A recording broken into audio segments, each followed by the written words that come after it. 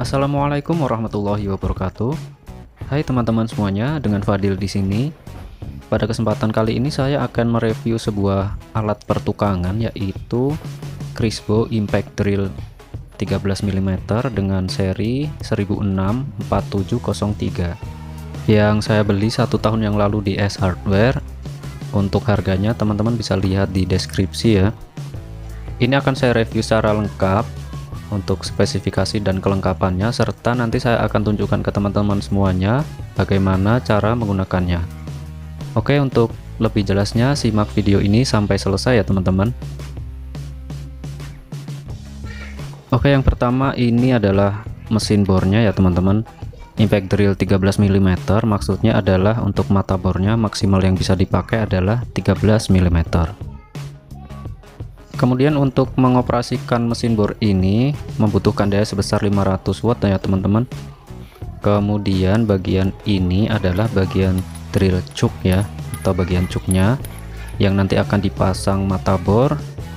Sesuai namanya Crispo Impact Drill 13 mm, jadi maksimal mata bor yang bisa dipakai dengan ukuran terbesarnya adalah 13 mm. Kemudian di sini ada bagian water pass, dan ini adalah kunci untuk cuknya ya teman-teman. Kemudian di sini juga mendapatkan satu buah pegangan tambahan ya teman-teman. Tujuannya untuk lebih safety aja selama penggunaan mesin bor ini. Dan ini ada penggaris yang bentuknya stick, yang fungsinya adalah untuk menentukan kedalaman saat kita mengebor. Ini panjangnya total 20 cm ya teman-teman. Dan untuk pemasangannya di bagian holder atau pegangannya ini kan ada kayak gerigi-gerigi gitu, dan penggarisnya pun juga ada bentuk kayak gerigi gitu ya teman-teman. Kita arahkan aja seperti ini. Kemudian ini ya, di bagian pangkalnya ini kan ada bentuk segi 6 ya, harus kita paskan seperti ini ya teman-teman. Kemudian kita kencangkan knopnya. Kemudian untuk memasangnya juga mudah, tinggal kita kendorin aja, kemudian langsung kita pasang. Namun untuk memasang pegangan tambahan ini agar nanti antara penggaris dan mata bornya sejajar, pada bagian ini harus rata ya teman-teman, seperti ini. Nah, harus rata seperti ini. Tujuannya adalah agar posisi ujung mata bor dan ujung penggarisnya bisa sejajar. Nanti saya akan tunjukkan dalam prakteknya ya teman-teman, bagaimana cara menggunakan penggaris ini untuk menentukan kedalaman yang kita inginkan saat mengebor. Dan seperti ini ya teman-teman, maksudnya antara ujung mata bor dan penggarisnya harus sejajar agar pengukurannya bisa akurat. Kemudian ini juga mendapatkan 5 buah mata bor khusus untuk tembok ya teman-teman, dengan ukuran 3, 5, 6, 8, dan yang paling besar adalah ukuran nomor 10. Untuk yang tembok ini ujungnya bentuknya itu seperti ini ya teman-teman. Dan ini nggak bisa untuk beton karena saya udah menyobanya sendiri, ternyata ujungnya kalah dengan beton ini ya, jadi tumpul dan halus. Kemudian di sini juga mendapatkan beberapa mata bor untuk logam lunak ya teman-teman. Logam lunak itu misalnya aluminium, baja ringan, dan sejenisnya. Dan ini bisa juga untuk ngebor kayu ya teman-teman. Kemudian juga ada kartu garansi dan ada buku manual atau buku petunjuk pemakaiannya ya teman-teman. Udah ada bahasa Indonesia juga. Selanjutnya di sini juga mendapatkan 5 jenis mata kikir ya teman-teman. Dan ini udah ada yang rusak atau terkikis karena dulu pernah saya pakai untuk mengikir velg motor saya. Oke teman-teman, sekarang waktunya untuk mengetes alat ini agar teman-teman tahu. Untuk bagian pertama ini ya, untuk tombol pengoperasiannya ya teman-teman, dengan cara ditekan.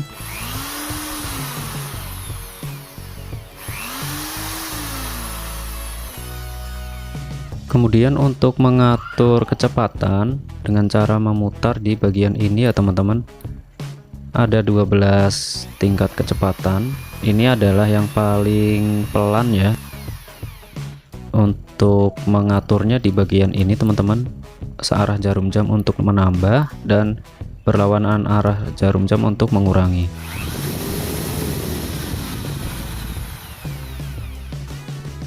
Itu tadi yang sedang ya teman-teman. Untuk kecepatan penuh akan teman-teman lihat seperti ini.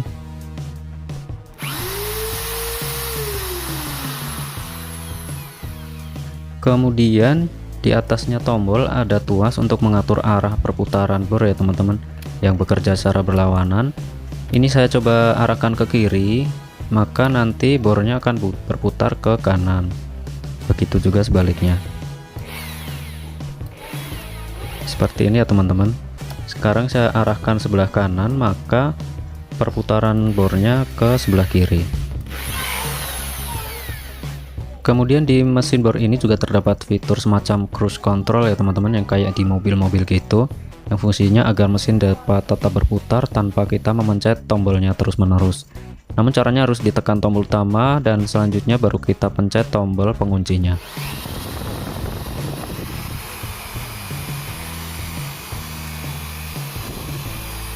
Kemudian untuk menghentikannya dengan menekan kembali tombol utamanya ya teman-teman, bagian ini kita tekan aja, maka otomatis mesin berhenti.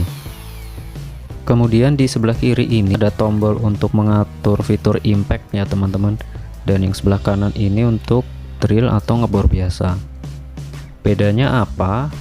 Jika kita mengatur fitur impact yang tombol ini yang ada gambar palunya ya, maka bornya akan bekerja berputar, istilahnya sambil ngebor sambil kayak dipukul-pukul gitu teman-teman.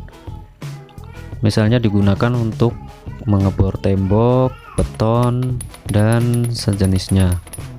Kemudian kalau yang tombol sebelah kanan ini adalah untuk mengaktifkan fitur drill biasa ya teman-teman, yang tanpa ada pukulan atau hentakan, yang biasanya dipakai untuk ngebor kayu, besi, keramik, atau melepas memasang skru, baut, dan lain-lain. Oke teman-teman, sekarang saya praktekkan cara menggunakan bor ini ya. Ini objek yang saya pakai adalah hebel atau bata ringan, dan saya menggunakan mata bor untuk tembok ukuran 10 ya. Kemudian ini saya pukul-pukul, tujuannya agar kenceng aja sih teman-teman. Kemudian di sini saya juga akan menunjukkan bagaimana cara mengebor dengan kedalaman yang sama antara lubang yang satu dengan lubang yang lainnya.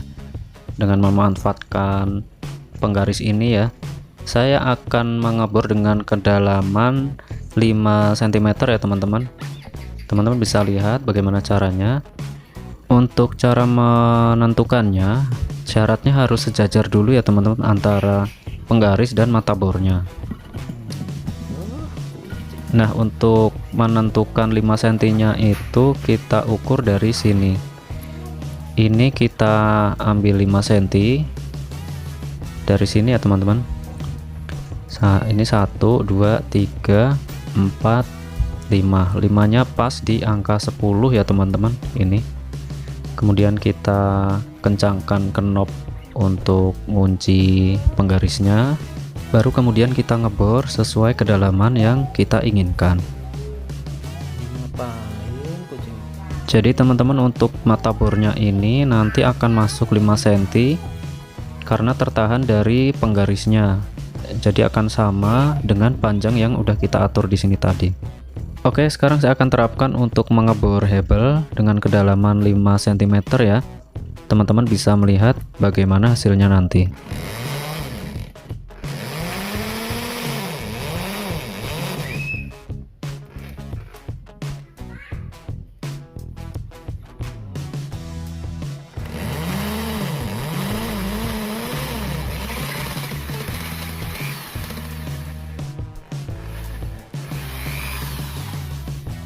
Oke, baru kita cek kedalamannya untuk mengetahui apakah sama atau tidak.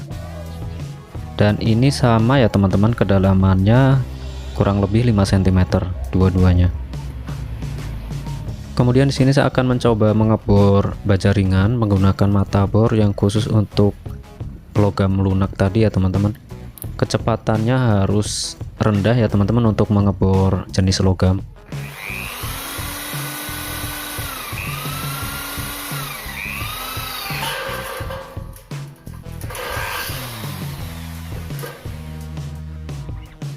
Kemudian bor ini juga multifungsi ya teman-teman, salah satunya bisa dipasang mata obeng kayak gini yang digunakan untuk membuka atau melepas skru. Selain itu di pasaran juga banyak dijual adapter dan tools dengan berbagai fitur ya untuk memaksimalkan dari mesin bor ini. Oke, sekarang saya akan mencoba melepas dan memasang kembali skru yang ada di cover CVT motor saya. Ini dengan menggunakan level kecepatannya 2-3 ya teman-teman.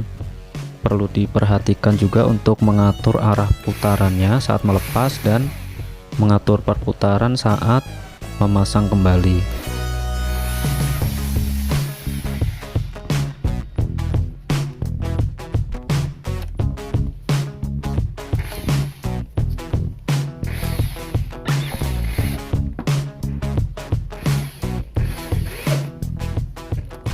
Kemudian ini adalah mata bor untuk logam lunak ya, tapi akan saya coba untuk mengebor kayu, dan ini bisa banget teman-teman walaupun ini bukan khusus untuk kayu ya.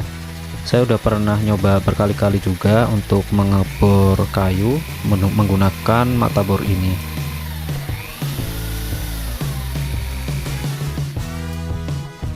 Oke teman-teman, jadi alat ini cukup recommended untuk pemakaian rumahan maupun pemakaian untuk pertukangan, yang mungkin bisa menjadi salah satu rekomendasi bagi teman-teman yang sedang mencari mesin bor. Oke, sekian dari saya, terima kasih. Wassalamualaikum warahmatullahi wabarakatuh.